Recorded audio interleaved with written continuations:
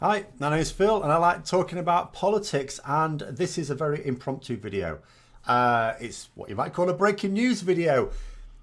Person behind me, Brady.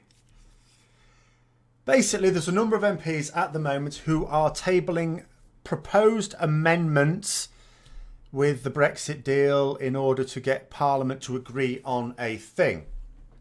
Graham Brady has put forward an amendment which I'll tell you about in a moment, but the government, I've just heard, are telling their own MPs, the Conservative MPs, to vote for it. Now, I talked earlier on today, obviously I didn't know exactly what was going to happen until the vote tomorrow, that although Theresa May could play dirty here, she knows that a lot of MPs object to her deal because of the backstop, because it locks us in to a situation that we cannot get ourselves out of until we come up with a solution that everyone knows does not exist. It can't exist.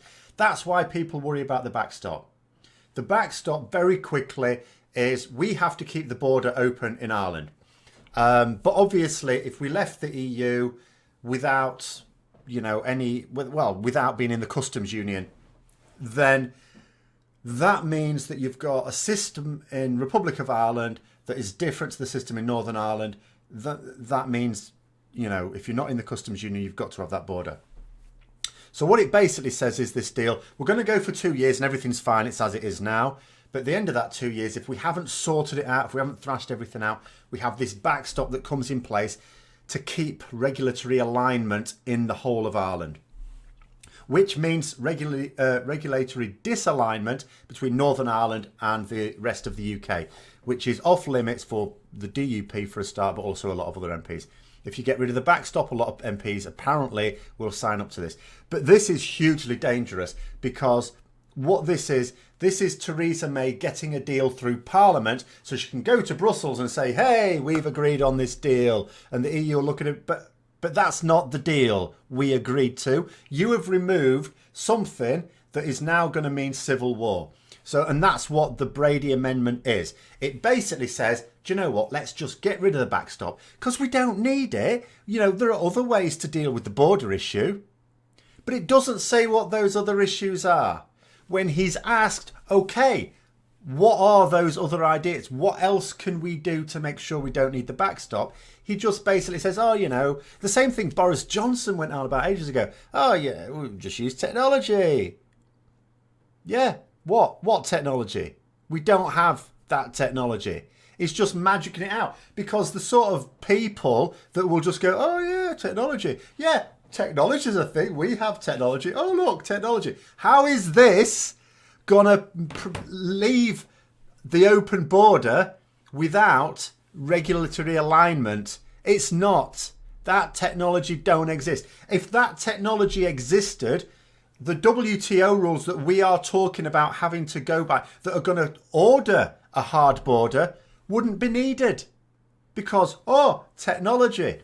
The fact is, if that technology existed, he wouldn't just be able to go, technology. He'd be able to point to something specific and where else it exists in the world. It doesn't, all right? There is actually some technology that allows more efficient checking of goods across borders, and a lot of that we don't have set up in most of our ports, for example. But the technology that would mean that people and goods and everything, and sheep even, can travel from one technically country to another that isn't in a customs union, that don't exist, right? And the other thing, this is what really drives me mad. This is what just shows it for the facade that it is, for the absolute lie that this is.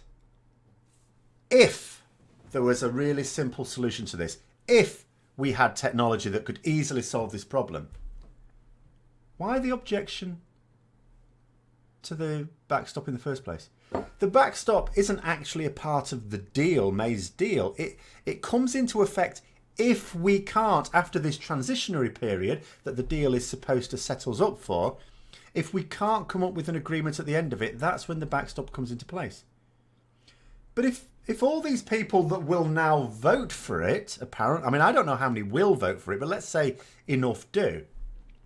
If those people genuinely think that there's an easy way to solve this without the backstop would never have come into action anyway. The backstop does not come into action on the 29th of March. If this deal goes through, if May's deal goes through, the backstop does not come into force 29th of March. It doesn't need to, because we're still technically going to be in the... Well, we are still effectively going to be in the customs union. We'll have just left the EU. We've got this transitionary deal while we sort out a final settlement. But there's a time limit on that, just like there was on Article 50. And if at the end of it, we haven't come to an agreement, then that's when the backstop comes in. But according to these guys, according to this guy in particular, well, we've already got a solution. Fantastic. We'll never need the backstop then, will we? Why are you objecting to it? And how stupid do you have to be not to see that contradiction? So the consequence now is, it's not a given, by the way, just because the government's supporting this. Don't believe that this is a given that the vote will go through. Here are the risks inherent in this. One, Theresa May could still lose this vote. If she does, there's going to be a couple of things happen. First of all, there are still some people who won't go for it. Remember, the hardline Brexiteers still don't want this deal even without the backstop. And that means that they could still vote it down. There might be a number of others who vote it up on either side of the benches. We'll just have to see on that one. Jeremy Corbyn, of course, will order his MPs to vote against it either way, but some may defy him, and indeed, that's entirely possible. So it may not get through. So let's say it doesn't get through still. She's still lost. We've still wasted a lot of time. And now she's pissed off the EU. And if it does get through, we're especially going to piss off the EU, because they're removing the one thing that we have a duty to keep in. We signed the Good Friday Agreement in good conscience. We have an obligation to keep that border open, to prevent civil war in our own land. Northern Ireland is part of the UK. This would, not having a hard border would trigger civil war. If this amendment goes through, and if it's voted in by Parliament, the EU, of course, will not accept it, because if they did accept it, that means at the end of the transitionary period, and no one believes we're going to come to any sort of sensible deal that would keep that border open without a backstop, you trigger war, right? And everyone who will be voting for it is well aware of that. But whether it gets through or not, Theresa May has now, just by this action, just by saying that she's telling her MPs to support this amendment, those EU leaders now will be looking at her, because I really didn't believe she was going to do it. I could well believe if someone like Boris Johnson was Prime Minister, if a Brexiteer was Prime Minister, I could believe they'd pull a dirty stunt like this. I genuinely, no matter what I've said about Theresa May, genuinely did not believe that she was going to be this dirty. Because all that's going to happen now, if it gets through Parliament, and I hope it doesn't, if it gets through Parliament, she gets to say, well, Parliament's agreed on it now. The EU are the ones being difficult. It's all their fault. Woe is us. Absolutely pandering to not only the ERG, but all the Brexit-led newspapers who can then carry on demonising the EU. And it's not going to go anywhere. It's utterly pointless. The deal is not a deal if she changes it like this. If Parliament amends it like this, it is not a deal. And because the EU will just say that is not the deal we agreed, and that's all there is to it. And it is non-negotiable. As someone in the UK, we cannot allow any situation to occur. I was just saying half an hour ago to someone, despite everything and despite the very real threats this poses, I do not believe, in fact, I think the term I used was, I do not believe that the Muppet Show that is Westminster would be reckless enough to allow any situation to arise that risks a border appearing back between the Republic of Ireland and Northern Ireland. And that still may be true, because Parliament may still vote this down. And I hope it does. But what it means now is that the Prime Minister herself is willing to sacrifice peace, sacrifice people's lives for this thing that she knows is never going to get through, because thankfully there are people outside of the United Kingdom who have got far more respect for life and will never let it go through. And what is she doing it for? What is she doing this for? To keep her party together while the country sunders? It's absolutely disgraceful. I have no words to express my contempt for this. And it's come as a real surprise to me, because despite everything, I really didn't think that she would do this. And I hope it fails.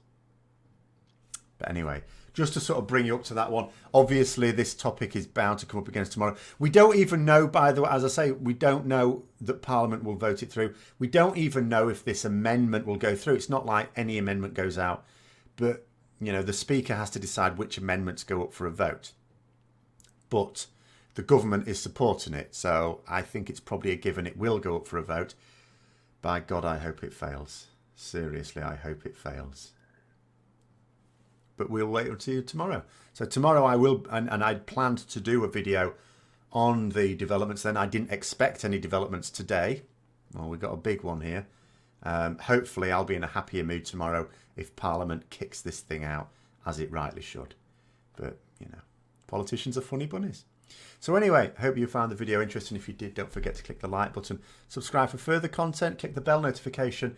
As I said, there will be a poll for Wednesday's video, but that'll come out tomorrow once I've decided what should be suitable topics based on tomorrow's events. Until next time, I'll see you later.